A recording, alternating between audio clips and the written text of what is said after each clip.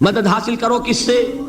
صبر سے اور نماز سے۔ ان اللہ مع الصابرین، جان لو کہ اللہ تعالیٰ صبر کرنے والوں کے ساتھ۔ اور سنیے اب یہ آیت اہم ترین ہے صبر کے موضوع پر۔ وَلَنَبْلُوَنَّكُمْ بِشَيْءٍ مِّنَ الْخَوْفِ وَالْجُوعِ وَنَقْصٍ مِّنَ الْأَمْوَالِ وَالْأَنفُسِ وَالثَّمَرَاتِ وَبَشِّرِ الصَّابِرِينَ، اور دیکھو ہم تمہیں آزمائیں گے۔ وَلَنَبْلُوَنَّكُمْ، ہم لازماً آزمائیں گے تمہیں، بِشَيْءٍ مِّنَ الْخَوْفِ، خوف کی کیفیت طاری کر کے، والجوع، بھوک، فقر اور فاقہ، ونقص من الاموال، مالی نقصان، والانفس، جانی نقصان، والثمرات، اور ثمرات، پھلوں اور میووں کا نقصان۔ میرے نزدیک یہاں پر ثمرات کا مفہوم ایک اور بھی ہے۔ ایک تو صاف تھا کھجور کی فصل تیار ہے، غزوہ تبوک جانے کا حکم مل گیا، کون اتارے گا؟ اور کھجور وقت پر اتری نہیں، برباد ہو جائے گی۔ یہ ہو رہا ہے نا میووں کا نقصان۔ اور میرے نزدیک یہاں یہ بھی ہے، بسا اوقات بہت سی محنتوں کا نتیجہ انسان دیکھتا ہے کہ ضائع چلا گیا، میں نے 10 سال محنت کی، حاصل کوئی نہیں نکلا۔ یہ ثمرات کیا ہے؟ محنتیں، محنتوں کے ثمرات کا ضیاع۔ کوشش آپ نے کی، قسمت کی خوبی دیکھیے، ٹوٹی کہاں کمن، 2-4 ہاتھ جب کے لبے بام رہ گئے۔ Be prepared. ایک شاعر کے یہ اشعار ہیں، وہ کمیونسٹ تھا، میں نام بھی نہیں لیتا، لیکن یہ کہ یہ اسی انقلابی، چونکہ ان کا بھی ایک انقلابی نظریہ ہے، انقلابی عمل میں یہ سارے مراحل آتے ہیں۔ کوئی سیٹ بیک آیا، فرض کیجئے کوئی ناکامی ہو گئی، تو اپنے ساتھیوں کو دل بدھانے کے لیے یہ فصل امیدوں کی ہمدم اس بار بھی غارت جائے گی، سب محنت صبحوں شاموں کی اب کے بھی اکارت جائے گی۔ میرے نزدیک یہ ثمرات کا جو لفظ یہاں آیا ہے، وَنَقْصٍ مِّنَ الْأَمْوَالِ وَالْأَنفُسِ وَالثَّمَرَاتِ، سب محنت صبحوں شاموں کی اب کے بھی اکارت جائے گی۔ دھرتی کے کونوں کھدروں میں پھر اپنے لہو کی کھاد بھرو، پھر مٹی سینچو اشکوں سے، پھر اگلی رت کی فکر کرو، پھر اگلی رت کی فکر کرو، جب پھر ایک بار اجڑنا ہے۔ ایک فصل پکی تو بھر پایا، تب تک تو یہی کچھ کرنا ہے۔ ایک مقصد ہے سامنے، انقلاب برپا کرنا ہے۔ ایک کوشش ناکام ہو جائے کوئی پرواہ نہیں، نیکسٹ، پھر تیار رہو ناکامی کے لیے۔ ایسا نہ ہو جو انگریزی میں کہتے ہیں hope for the best but be prepared for the worst. ایسا نہ ہو کہ دوسری مرتبہ ناکام ہو کے بددل ہو جاؤ، تمہاری ہمتیں جواب دے جائیں۔ نہیں، پہلے سے تیار رہو کہ دوسری مرتبہ بھی ناکامی آئے تو آئے، لیکن جب تک کہ کامیابی حاصل نہیں ہوتی ہمیں یہ کام کیے تھے۔ صبر کا مادہ نہیں ہوگا تو آپ کام نہیں کر سکیں گے۔ اور اسی کا ایک دوسرا رخ ہے، جب آپ دعوت حق کے لیے کھڑے ہوں گے، پہلا قدم کیا آتا ہے؟ استہزاء، تمسخر، مذاق اڑانا، جس کی میں مثال اب دینا چاہتا ہوں محمد الرسول اللہ صلی اللہ علیہ وسلم کی شخصیت سے۔ دیکھیے ہم کیا اور ہماری بساط کیا، ہم کیا مبلغ ہوں گے، کیا داعی ہوں گے، ہمارے اپنے دامن پر داغ ہوتے ہیں، لیکن یہ کہ محمد الرسول اللہ کے دامن پر کوئی داغ تھا؟ ان کو تو سارے مکے والے الصادق الامین کہتے تھے، نہایت محبوب شخصیت تھے۔ ان کے لیے تو جا صادق، جا الامین، یہ الفاظ سننے میں آتے تھے، آنکھوں کا تارا۔ لیکن جب آپ نے دعوت اب شروع کی، اب قرآن مجید میں دیکھیے، کسی نے کہا مجنون ہو گئے، دماغ خراب ہو گیا، پاگل ہو گئے، اجی شاعر ہے، کچھ شعر توڑ لیتے ہیں، ہم پر بہت جماتے ہیں۔ کسی نے کہا ساحر ہے، کچھ جادو سیکھ لیا۔ یہاں تک کہ ایسے بدبخت بھی پیدا ہوئے، قرآن میں ہے ساحر کذاب، سحر کرنے والا جادوگر نہایت جھوٹا۔ یہ الفاظ کہے جا رہے ہیں کس کی شان میں؟ محمد الرسول اللہ صلی اللہ علیہ وسلم۔ قرآن میں نقل کیا گیا، یا ایھا الذی نزل علیہ الذکر انک لمجنون۔ کبھی آپ نے اس کا ترجمہ سوچا؟ اے وہ شخص، دیکھیے تصور کیجئے، حضور جا رہے ہیں، تشریف لے جا رہے ہیں، کسی دعوت میں ہے، تبلیغ میں، یا ویسے ہی تشریف لے جا رہے ہیں، اور کوئی ایک دم گھٹا ہے لوگوں کا، ادھر سے فقرہ آتا ہے، تیر کی طرح لگتا ہے دل میں جا کر محمد کے صلی اللہ علیہ وسلم۔ اے وہ شخص جس کا یہ خیال ہے کہ اس پر کوئی ذکر نازل ہو رہا ہے، ہمارے خیال میں تو تمہارا دماغ خراب ہو گیا۔ یا ایھا الذی نزل علیہ الذکر انک لمجنون، کہا کہ نہیں کہا؟ اور یہ نہ سمجھیے کہ حضور صلی اللہ علیہ وسلم کے قلب مبارک کو تکلیف نہیں ہوتی تھی۔ میں قرآن سے ثابت کروں گا، میں کہیں کوئی کہانیاں بیان نہیں کرنا چاہتا۔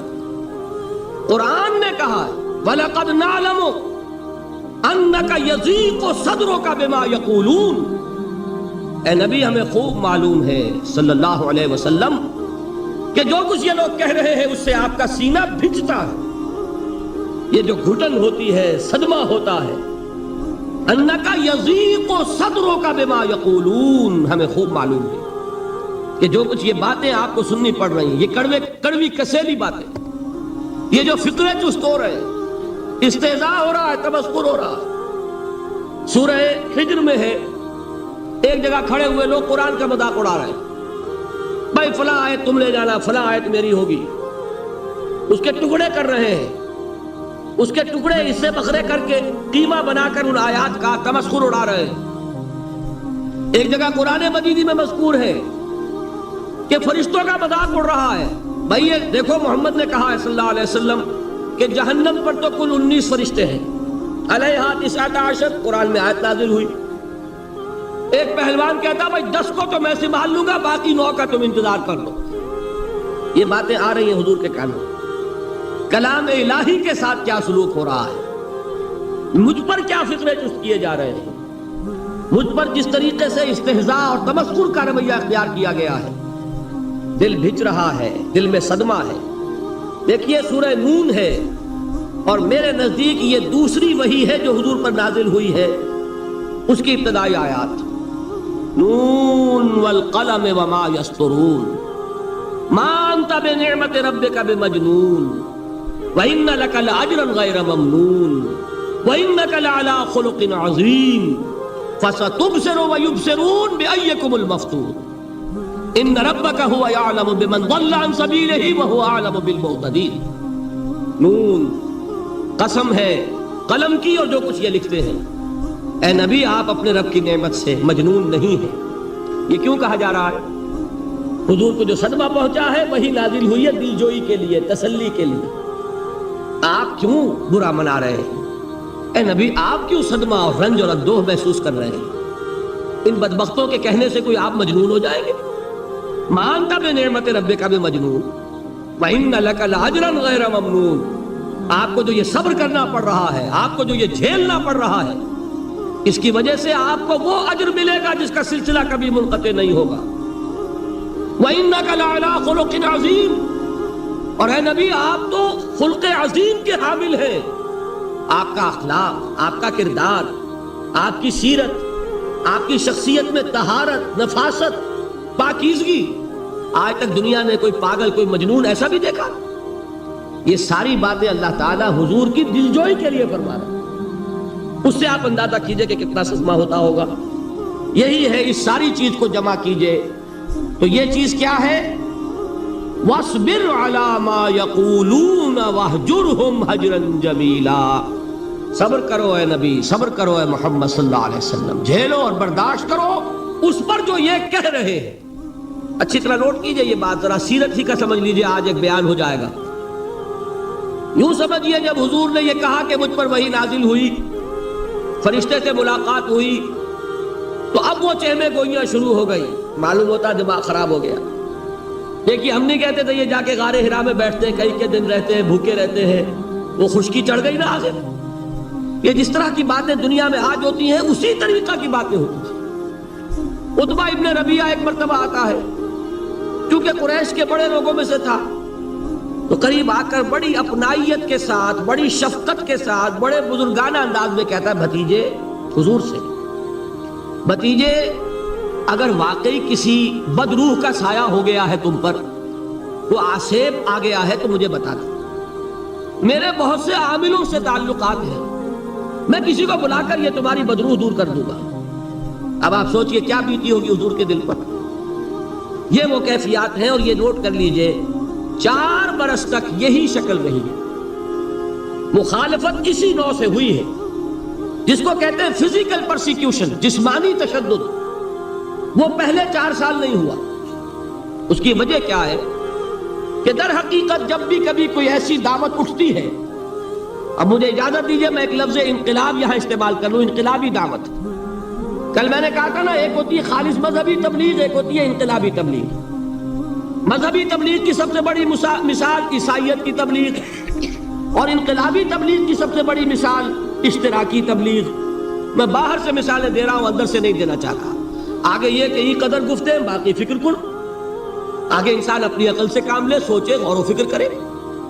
تو یہ انقلابی تبلیغ تھی محمد الرسول اللہ صلی اللہ علیہ وسلم۔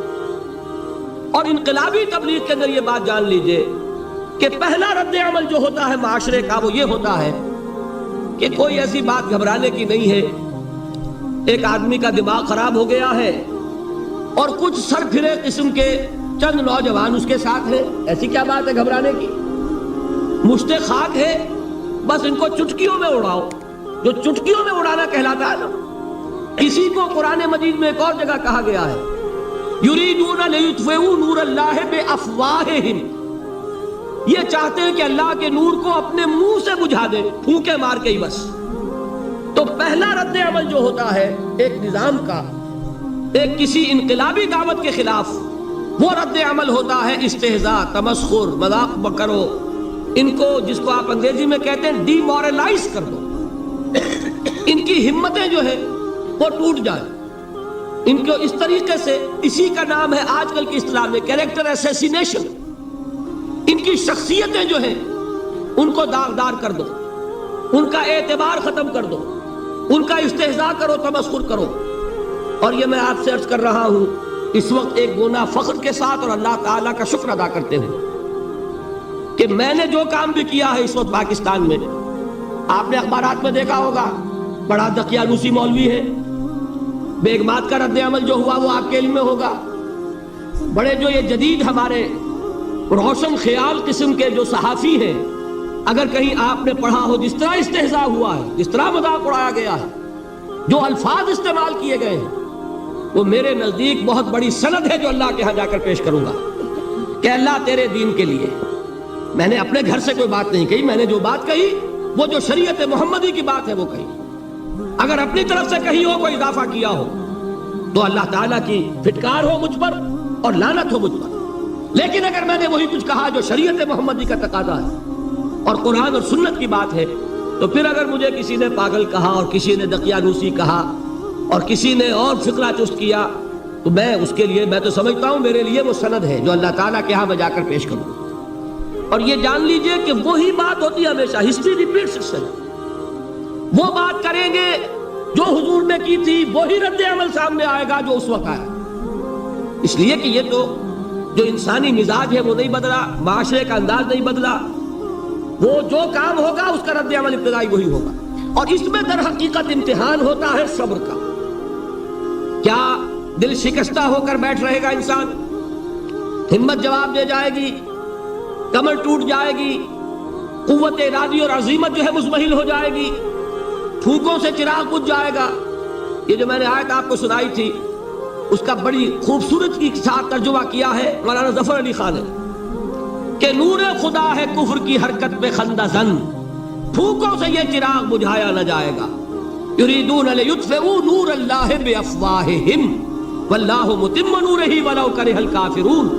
یہ چاہتے ہیں کہ اپنے منہ کی پھونکوں سے اللہ کے نور کو بجھا دیں، حالانکہ اللہ تعالیٰ تو اپنے نور کا اتمام فرما کر رہے گا، خواہ ان کافروں کو کتنا ہی ناگوار ہو۔ اس کی ترجمانی ہے نور خدا ہے کفر کی حرکت پہ خنددن، پھونکوں سے یہ چراغ بجھایا نہ جائے گا۔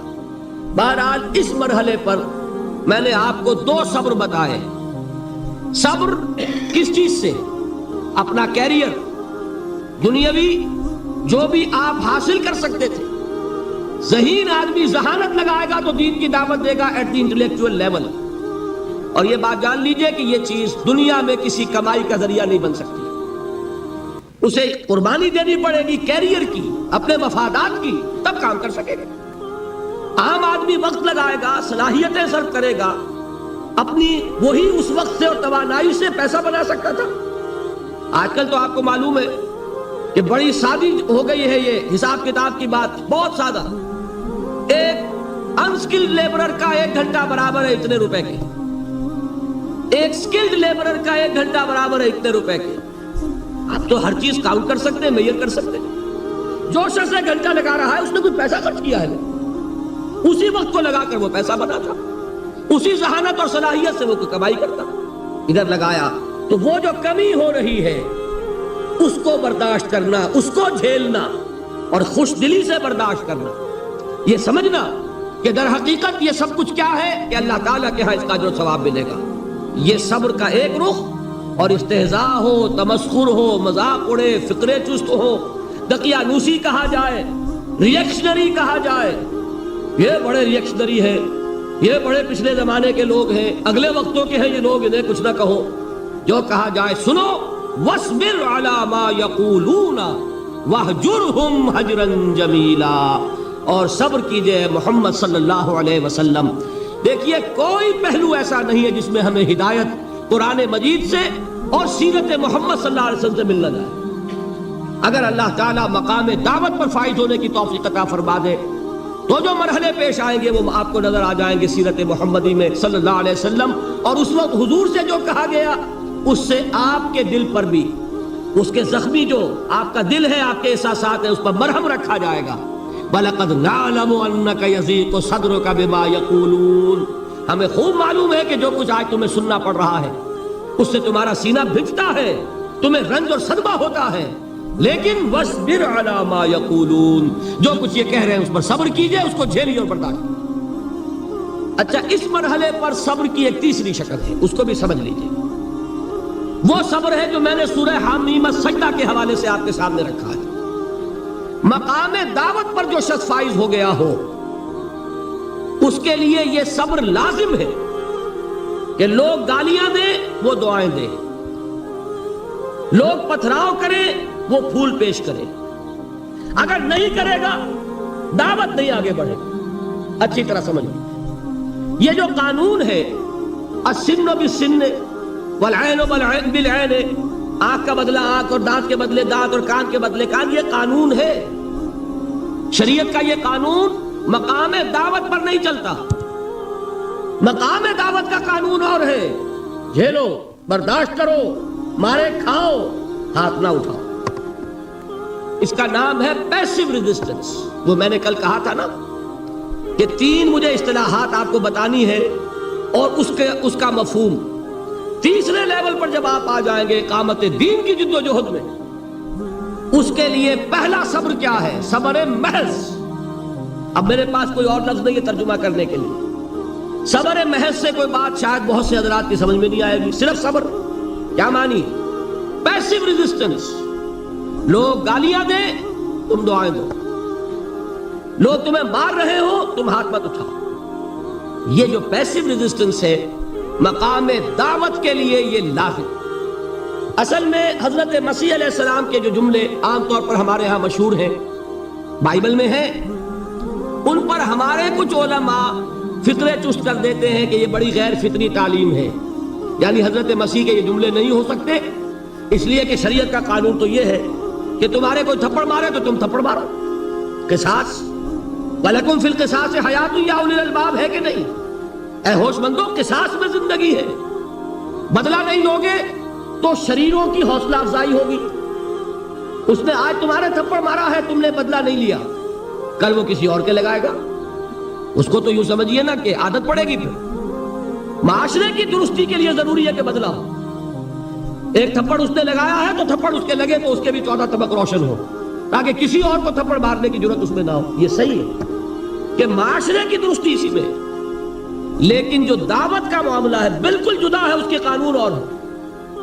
حضرت مسیح کے الفاظ کیا تھے یا نہیں؟ بہرحال انجیل میں یہ ہے، اور میں جو بات عرض کر رہا ہوں وہ یہ ہے کہ وہ بالکل صحیح ہے. مقام دعوت کے دوران یہی طرز عمل صحیح ہے، اور یہی طرز عمل محمد رسول اللہ نے صلی اللہ علیہ وسلم اپنے ساتھیوں کو تلقین فرمایا. وہ کیا ہے؟ وہ الفاظ جو ہے انجیل کے وہ یہ ہے کہ اگر کوئی تمہارے داہنے گال پر تھپڑ مارے بایاں بھی پیش کر. اگر کوئی تمہارا چغا لینا چاہے نالش کر کے تو تم اس کو کرتا بھی اتار کے دے دو. اگر کوئی تمہیں بیگار میں 1 کوس لے کے جانا چاہے تم 2 کوس اس کے ساتھ جاؤ. اس پر کہا گیا کہ یہ بڑی غیر فطری تعلیم ہے. یقیناً قانون کے اعتبار سے غیر فطری ہے، دعوت کے اعتبار سے یہ لازمی ہے. یہی دعوت کا یہی قانون ہے جو 12 برس تک مکے میں محمد الرسول اللہ نے نافذ کیا. صحابہ کو کیا حکم تھا؟ تمہیں کتنا ہی مارا جائے تم جواب میں کوئی کارروائی نہیں کر سکتے. نو ریزسٹنس، نو ریٹیلیشن. ریزسٹنس تو ہے، پیسو ریزسٹنس. ریزسٹنس کیا ہے؟ کہ پیچھے مت ہٹنا. وہ سارا دباؤ کیوں دے رہے تھے؟ کہ تم اپنا تعلق منقطع کرو محمد سے صلی اللہ علیہ وسلم. تم توحید کو چھوڑو، اپنے آبائی دین میں آؤ. اسی کے لیے پریشرائز کر رہے تھے نا. حضرت بلال کو مار رہا ہے امیہ ابن خلف. حضرت خباب بن الارت رضی اللہ تعالیٰ عنہ کو دہکتے ہوئے انگارے زمین میں بچھا کر اور اس کے اوپر ننگی پیٹھ لٹا دیا. آپ ذرا تصور کیجئے، ایک شخص دیکھ رہا ہے کہ دہکتے ہوئے انگارے بچھائے جا رہے ہیں، یہ میرے لیے تیار کیے جا رہے ہیں، اور پھر حکم دیا جاتا ہے کرتا اتار دو. کرتا اتار دیتا ہے. لیٹ جاؤ، لیٹ جاتا ہے. کیوں؟ بڑی غیر فطری بات ہے یہ. تو اسے ہاتھ پاؤں مارنے چاہیے. ایک آدمی ڈیسپریٹ ہو جائے تو آپ کو معلوم ہے اس کے اندر طاقت بہت آ جاتی ہے. اسے نظر آ رہا ہو کہ مجھے تو بھون دیں گے، کباب بنا دیں گے، تو اگر اسے اجازت ہو 2-4 کو مار کر مرے گا. اجازت نہیں. محمد نے ہاتھ باندھ دیے صلی اللہ علیہ وسلم. تمہیں اجازت نہیں ہاتھ اٹھانے کی. یہ بعد میں سورہ نساء میں یہ الفاظ نازل ہوئے کہ اے مسلمانوں، ایک زمانہ یہ تھا کہ تمہیں حکم تھا کفو ایدیکم، اپنے ہاتھ بندھے رکھو. You are not allowed to retaliate. ڈٹے رہو، جمے رہو، کھڑے رہو، صبر کرو، جھیلو، برداشت کرو، پیچھے نہ ہٹنا. نہ محمد کے دامن کو چھوڑنا صلی اللہ علیہ وسلم، نہ توحید کا دامن چھوڑنا، لیکن ہاتھ اٹھانے کی اجازت نہیں. بتائیے کہاں گیا قانون؟ قانون تو یہ ہے کہ بدلا لو، لیکن وہ قانون تو اس وقت نافذ ہوگا جب انقلاب آ جائے گا، اسلامی حکومت قائم ہو جائے گی، تب آئے گا نا قانون. ابھی مرحلہ ہے انقلابی عمل کا. ابھی تو انقلاب لانا ہے، اسلامی حکومت قائم کرنی ہے. اس پروسیس کے تقاضے کچھ اور ہیں. اس میں جو پہلا مرحلہ ہے وہ پیسو ریزسٹنس کا ہے صبر. یہی وجہ ہے دیکھیے مکی صورتوں میں خود نبی اکرم صلی اللہ علیہ وسلم کو اتنے مختلف پیرایوں میں صبر کا حکم دیا گیا. کچھ مثالیں میں دے چکا ہوں. وَلِرَبِّكَ فَاصْبِرْ، اسی طریقے سے وَاصْبِرْ كَمَا صَبَرَ أُولُو الْعَزْمِ مِنَ الرُّسُلِ، اے نبی صبر کیجئے جیسے کہ صبر کیا ہمارے اولو العزم رسولوں نے. وَاصْبِرْ وَمَا صَبْرُكَ إِلَّا بِاللَّهِ، اے نبی صبر کیجئے اور آپ کا صبر تو اللہ ہی کے سہارے ہے. وَاصْبِرْ لِحُكْمِ رَبِّكَ، یہ سورہ نون جس کی ابتدائی آیات میں نے آپ کو سنائی، نون والقلم وما یسطرون ما انت بنعمت ربک بمجنون، اس کا اختتام کیا ہوتا ہے؟ وَاصْبِرْ لِحُكْمِ رَبِّكَ وَلَا تَكُنْ كَصَاحِبِ الْحُوتِ اذ نَادَىٰ وَهُوَ مَكْظُومٌ، اے نبی صبر کیجئے اپنے رب کے فیصلے کا، انتظار کیجئے اور اس مچھلی والے کے مانند نہ ہو جائیے. مچھلی والا کون؟ حضرت یونس علیہ السلام. مچھلی والے نے اپنے دینی حمیت اور غیرت جو تھی اس کی وجہ سے اللہ کے حکم کا انتظار نہیں کیا، اپنی قوم کو چھوڑ کر چل دی. نبی کا، رسول کا یہ معاملہ ہوتا ہے. جیسے کہ آپ کو معلوم ہے کوئی افسر ہے کسی حکومت کا، وہ اپنی پلیس آف ڈیوٹی کو نہیں چھوڑ سکتا. He must stick to his place of duty. بڑے افسرز کے لیے تو یہ بہت بہت اہم بات ہے. تو اے رسول، جہاں آپ کو ہم نے تعینات کیا ہے آپ وہاں سے ہل نہیں سکتے. کہ ذرا مخالفت ہوئی، لوگوں نے فکرے چست کیے اور آپ کہیں اور چل دیے، دفعہ ہوئیے، یہ بات نہیں سننا چاہتے، میں کسی اور کو سناؤں گا. ہو سکتا ہے نا؟ ہم تو کرتے ہیں نا یہ، اس لیے کہ ہمیں تو اللہ نے کہیں تعینات تو نہیں کیا نا. اگر ایک جگہ کے لوگ بات نہیں سنتے، چلو بھائی ہم کہیں اور جائیں گے، وہاں بات سنائیں گے. لیکن رسول کا معاملہ ہوتا ہے جو اس کی پلیس آف اپوائنٹمنٹ ہے، he cannot leave his place without the express permission of Allah subhanahu wa ta'ala. آپ نے یہ سنا ہوگا، سیرت کی تقاریر میں پڑھا ہوگا کہ مدینے کی طرف ہجرت کی اجازت حضور نے تمام صحابہ کو دے دی، خود منتظر رہے جب تک کہ اللہ کی طرف سے اجازت نہیں آتی۔ حضرت ابوبکر پوچھتے رہتے تھے حضور اجازت آ گئی کہ نہیں؟ نہیں ابھی نہیں آئی۔ حضور اذن آ گیا؟ نہیں آیا، ابھی نہیں آیا۔ حبشہ کی طرف سب کو بھیج دیا، اجازت دے دی جو جانا چاہے چلا جائے۔ حضور کی صاحبزادی جو حضرت عثمان کے نکاح میں تھی وہ بھی ہجرت کر رہی، لیکن حضور تو نہیں گئے۔ رسول نہیں چھوڑ سکتا اپنی جگہ کو، یہاں تک کہ تمام تقریباً صحابہ چلے گئے، حضور رہ گئے، حضرت ابوبکر رہ گئے، حضرت علی رہ گئے، اور حضرت ابوبکر پوچھ رہے ہیں بار بار اجازت آئی یا نہیں؟ نہیں ابھی نہیں آئی۔ حضرت عائشہ نے واقعہ بیان کیا کہ ایک روز اچانک دوپہر کے وقت ہم نے دیکھا کہ حضور نے اپنے پورے جسم کو ڈھانپا ہوا ہے، چہرے کو بھی کپڑے میں ڈھانکا ہوا ہے اور تشریف لا رہے ہیں۔ یہ اس میں تعجب کی بات یہ کہ عرب میں آج بھی آپ کو معلوم ہے کہ یہ چیز جو ہے ان کی روایات کے خلاف ہے کہ دوپہر کے وقت کوئی کسی سے ملنے جائے۔ یہ وقت جو ہے قیلولے کا ہے، آرام کا ہے۔ آج کل وہ عصر اور ظہر کے مابین کا وقفہ، تو این ٹھیک دوپہر کے وقت تشریف لائے حضور۔ آپ نے آ کے حضرت ابوبکر سے فرمایا کہ اجازت آ گئی ہے۔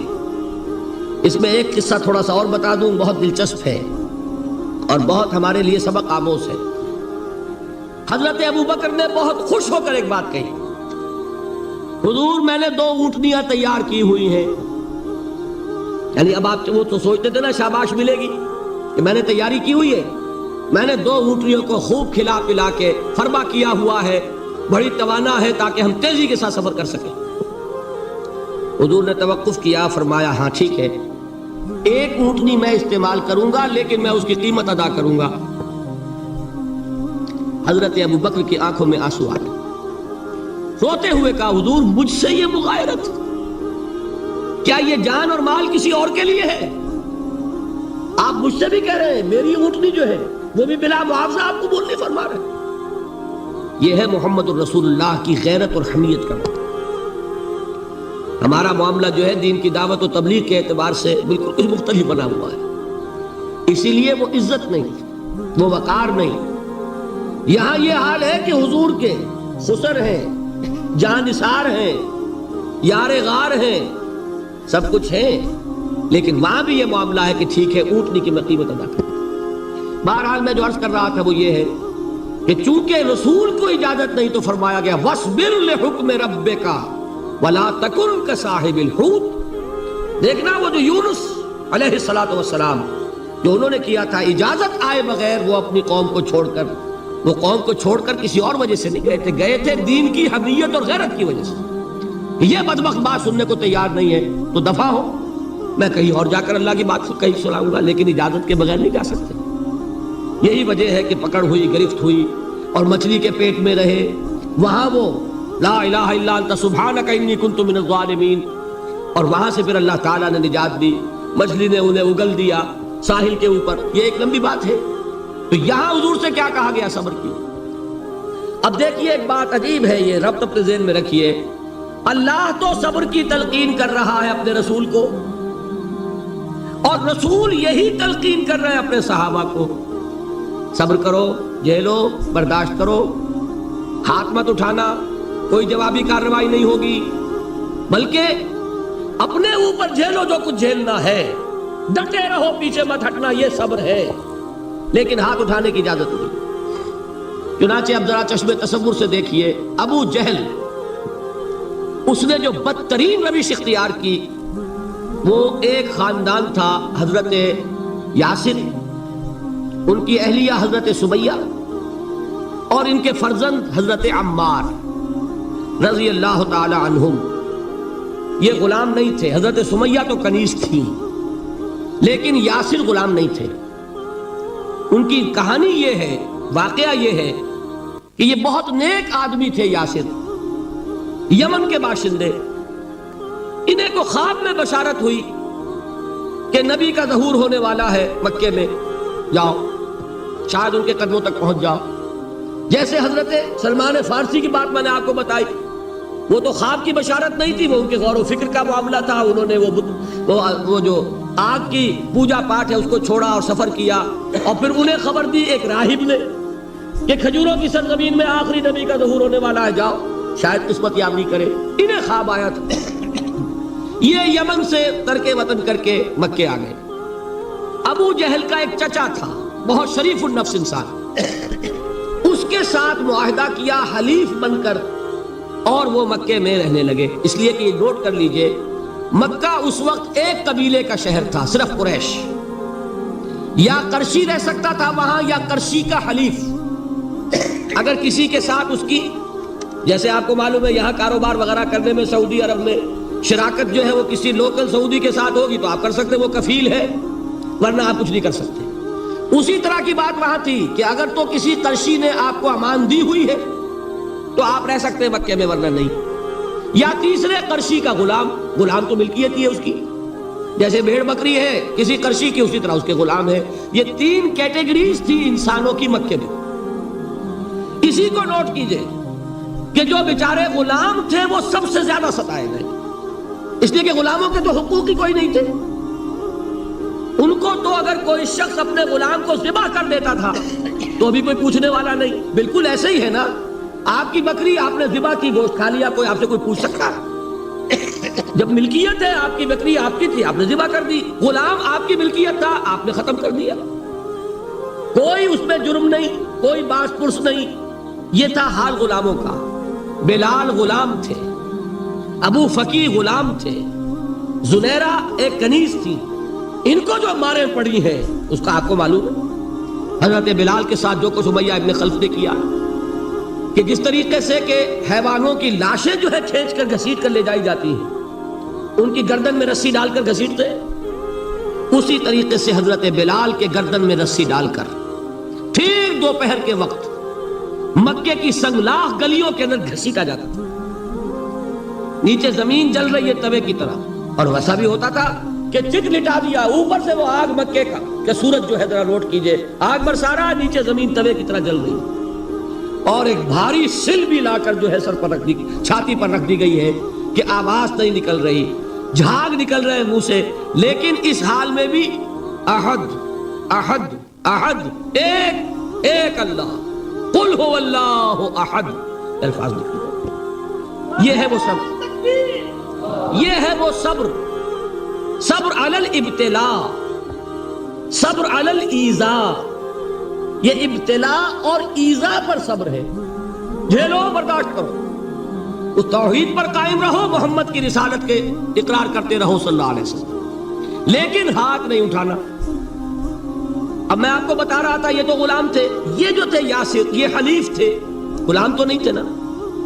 البتہ وہ ابو جہل کے چچا کی کنیز تھی یہ سمیہ، انہوں نے اجازت لے کر ان سے نکاح کر لیا، یہ تو کنیز رہیں گی۔ بیٹا جو ہوا وہ بھی ایک طرح سے، جب کنیز زیادہ ہے تو غلام ہو گیا، عمار ابن یاسر۔ وہ جو شخص تھا بہت شریف النفس ابو جہل کا چچا، وہ مر گیا۔ اب ابو جہل جو ہے اس خاندان کا سربراہ ہے، لہذا یہ تینوں جو افراد ہیں وہ اس کے رحم و کرم پر ہیں۔ یاسر کو بھی پروٹیکشن اگر ہے تو ابو جہل کی ہے، ابو جہل جو چاہے کرے، اور سمیہ تو کنیز ہے ہی، اس کا تو کوئی حق ہے ہی نہیں، جو چاہے کرے، اور عمار ان دونوں کا بیٹا ہے، لہذا بدترین معاملہ کیا ابو جہل نے ان تین افراد کے ساتھ۔ حضرت سمیہ کے ساتھ جو کچھ کیا گیا ہے آپ اس کا تصور نہیں کر سکتے۔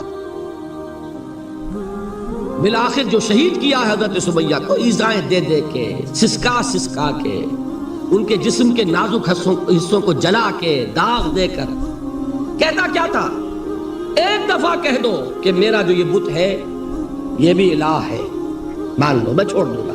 تنگ آ گیا، کسی طریقے سے ایک دفعہ کہہ دو پھر میں چھوڑ دوں گا۔ لیکن یہ میاں بیوی حضرت یاسر اور حضرت سمیہ رضی اللہ تعالی عنہما، یہ ہے ثبات، یہ ہے صبر، یہ ہے استقلال، ایک مرتبہ بھی کہنے کے لیے تیار نہیں، جو چاہو کر لو، اب ہم تو اس سے پیچھے نہیں ہٹے۔ تنگ آ کر اس نے حضرت سمیہ کی تو شرمگاہ میں برچھا مارا اور شہید کیا۔ حضرت یاسر کے بارے میں ایک روایت یہ ہے، ستا ستا کے، تنگ کر کر کے، آخر کار جو ختم کیا، انہیں شہید کیا کس طرح؟ 4 سانڈ اونٹ جوان، ان سے رسے باندھے، ایک رسے سے ایک بازو باندھا، دوسرے سے دوسرا بازو باندھا، تیسرے سے ایک ٹانگ باندھی، چوتھے سے دوسری ٹانگ باندھی، اور چاروں کو دوڑایا ہے کہ جسم کے برستے ہو گئے۔ اس حال میں کیا ہو رہا تھا وہ میں بتا رہا ہوں کہ اللہ تو تاکید کر رہا ہے اپنے نبی کو، اصبر وَلِرَبِّكَ فَاصْبِرْ وَاصْبِرْ عَلَى مَا يَقُولُونَ وَاصْبِرْ وَمَا صَبْرُكَ إِلَّا بِاللَّهِ وَاصْبِرْ لِحُكْمِ رَبِّكَ وَلَا تَكُنْ كَصَاحِبِ الْحُوتِ۔ اس وقت سامنے سے حضور گزرتے تھے جبکہ آل یاسر کے ساتھ یہ معاملہ ہو رہا ہے، کیا فرماتے تھے؟ اصبروا یا آل یاسر فَإِنَّ مَوْعِدَكُمُ الْجَنَّةُ، اے یاسر کے گھر والوں صبر کرو، جھیلو، اس لیے کہ تمہارے وعدے کی جگہ جنت ہے۔ اللہ تعالیٰ ادھر آنکھ بند ہوگی ادھر جنت میں تمہارا داخلہ ہو جائے گا۔ یہ ہے تواصوا بالصبر والعصر ان الانسان لفی خسر۔ یہ تواصوا بالصبر پر کون عمل کر رہا ہے؟ محمد الرسول اللہ صلی اللہ علیہ وسلم۔ اس میں بھی ایک بات ہے، وہ بھی سمجھ لیجئے، دین میں جہاں عظیمت ہے رخصت کا پہلو بھی ہے۔ یہ جو نوجوان تھے، یہ بوڑھے والدین کا تو وہ مقام ہے، یہ رتبہ بلند ملا جس کو مل گیا۔ ہر مدعی کے واسطے دار و رسن کہاں؟ حضرت سمیہ اور حضرت یاسر۔ نوٹ کیجئے، میں ایک اعتبار سے کہا کرتا ہوں، سید الشہداء یہ بنے کہ نہیں بنے، ان کو جو فوقیت حاصل ہوئی، الفضل للمتقدمین، سب سے پہلی جان دینے والی یہ خاتون اور سب سے پہلی جان دینے والا اللہ کے لیے، توحید کے لیے، محمد کی رسالت کے لیے صلی اللہ علیہ وسلم۔ دے تو بھی محمد کی صداقت کی گواہی۔ یہ صداقت کی گواہی دیتے ہوئے انہوں نے اپنی جانیں دے دی۔ لیکن جو نوجوان عمار ہے اس نے رخصت کی راہ اختیار کی، جھیلا نہیں گیا، برداشت نہیں ہو سکا، ایک مرتبہ کلمہ کفر زبان سے نکال دیا، ابو جہل نے چھوڑ دیا، لیکن اب پشیمانی طاری ہوئی ہے میں کیا کر بیٹھا۔ اس کے بعد انہوں نے اپنے آپ کو ایک ستون سے باندھ لیا کہ حضور ہی آ کر مجھے اگر یہاں سے کھولیں گے تو میں کھلوں گا، ورنہ میں یہی اپنے آپ کو ہلاک کر دوں گا، مجھ سے کیا ہوگا۔ حضور خود تشریف لائے، دست مبارک سے کھولا، کہا کہ یہ بھی دین میں اجازت ہے، کلمہ کفر کہہ کر جان بچا لینے کی اجازت ہے۔